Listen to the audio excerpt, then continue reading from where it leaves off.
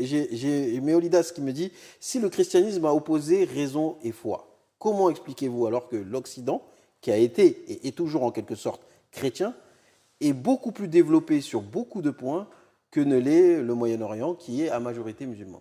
Ça reste un argument, alors j'ai pas envie de dire fallacieux, parce que c'est pas un argument qu'il a donné, lui il pose une véritable question, mais ça reste quand même quelque chose de fallacieux, puisque ils se sont pas détachés de la morale religieuse, Oui. sachant que c'est la morale de laquelle ils ont hérité vient de la religion.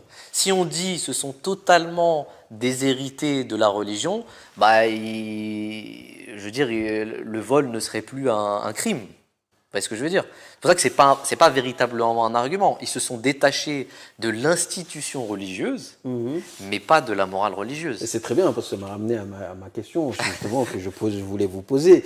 Parce que l'homme, en fait, justement, dans nos sociétés modernes, et on le sait, s'est détourné de Dieu. Hein, beaucoup d'athées aujourd'hui, et de la religion. Mais on sait que les fondements même, et vous l'avez dit tout de suite, tout à l'heure, que les fondements même qui structurent leur société sont d'origine religieuse. Et ça, comment on peut l'expliquer, justement? Comment eux, ils peuvent dire qu'aujourd'hui, par exemple, on sait que tout ce qui régisse, je ne sais pas, les lois aujourd'hui qu'on a, la déclaration des droits de l'homme, tu ne tueras point, enfin tout ça, ça vient de la Bible, ça vient de la religion, ça vient du christianisme qui a déposé les bases. Et aujourd'hui, comment ils peuvent expliquer aujourd'hui qu'ils se détournent complètement de tout ça? En fait, il y a... Pour dire qu'il n'y a que la rationalité qui compte. Parce qu'en fait, c'est pour ça que si vous revenez à la première réponse que je dis par rapport à la première question, vous allez comprendre la logique de ce qui se passe aujourd'hui en Occident. Au départ, il y a un mouvement de la rationalité liée au paganisme et qui rendait les sociétés, la société, l'Empire romain en particulier, très inhumain, parce qu'on était basé sur la domination de l'homme sur l'homme, et il y avait un culte voué à l'État. Et lorsque le christianisme a spiritualisé Rome, en fait, la Rome antique, eh bien, il a humanisé les lois. Et c'est là qu'on a commencé à parler de charité. C'est là qu'on a commencé, comme je l'avais cité avec Hollande, qui est un historien et qui a lui-même reconnu, alors qu'il est agnostique, que c'est le christianisme qui a humanisé les lois romaines, si bien que c'est grâce au christianisme, et donc à la religion, que les Romains ont cessé de tuer leurs enfants à la naissance. Et donc, ça, c'était un formidable essor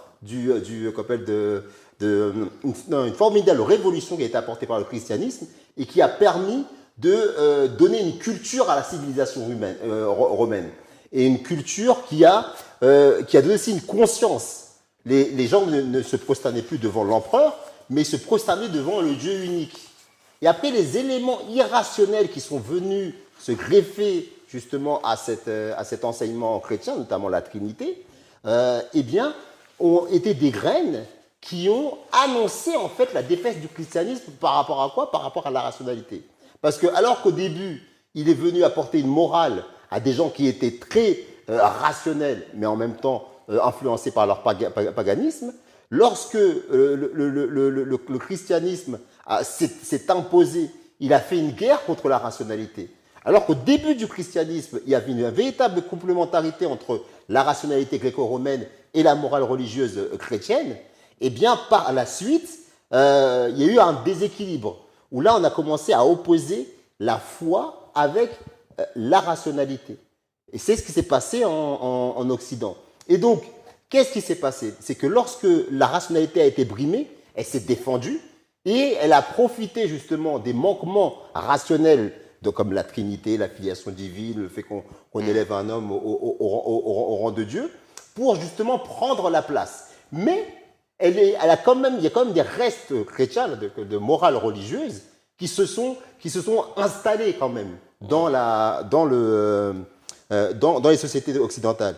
Et à ce niveau-là, c'est à ce stade-là que je voudrais citer une référence d'un sociologue célèbre. Il s'agit de Max Weber. Parce que, alors qu'après la lutte entre la rationalité et la religion gagnée par la rationalité, il y a eu un mouvement extrême opposé. Alors que la réaction qui a amené la lutte contre le christianisme, elle est liée au fait que les chrétiens et l'Église, l'institution religieuse, a pris le pouvoir et on en a abusé, eh bien, lorsque la rationalité en Occident s'est défendue, elle a été dans l'extrême. Si bien qu'un Max Weber vous dit « Le destin de notre époque, caractérisé par la rationalisation et l'intellectualisation, et surtout par le désenchantement du monde, a pour conséquence que les valeurs ultimes et les plus sublimes se sont retirées de la vie publique. Nous ne savons plus donner un sens au monde. » C'est une personne qui est agnostique, et qui est très critique par rapport au christianisme. Mais par contre, il reconnaît que la sécularisation à outrance, le culte même de l'intellectualisation et de la rationalité a fait perdre le sens. Et fait se rendre compte à une personne qui est si séculière qu'il n'y a plus de transcendance. En fait, on est parti d'un extrême à un autre. Exactement. C'est ce que vous voulez dire. En fait, moi, si je voulais donner un exemple, parce que M. Omar l'a dit, ce qui est très intéressant d'ailleurs, c'est très réactionnaire. C'est-à-dire que c'est comme si vous aviez un père qui était cruel et que vous voulez abandonner votre père et aller à l'extrême de vouloir même le tuer. Ouais. Ça, c'est un extrême incroyable. C'est-à-dire qu'il existe, il est là. Ok, il a fait des choses mauvaises, parce que c'est vrai, la religion, à un moment donné, l'institution religieuse a eu... Oui, il y a eu des périodes sombres. Exactement, c'est pour l'histoire. ça d'ailleurs, L'Inquisition, d'où les Lumières, etc. Mais ils sont partis dans un autre extrême encore. Ouais. Et c'est pour ça que le mot kufr aussi veut aussi dire ingratitude. C'est-à-dire, dans la mécréance, il y a aussi cet élément d'ingratitude. Le terme koufar. Oui, c'est que on nous donne, c'est comme si Dieu nous avait donné de la terre pour qu'on en fasse de la poterie, Oui. et qu'on dise à celui qui nous l'a donné, c'est bon, j'ai plus besoin de toi. Oui, je comprends. Donc il y a un élément aussi d'ingratitude, mais qui est aussi compréhensible, parce qu'il y a eu une réaction. Là, par contre,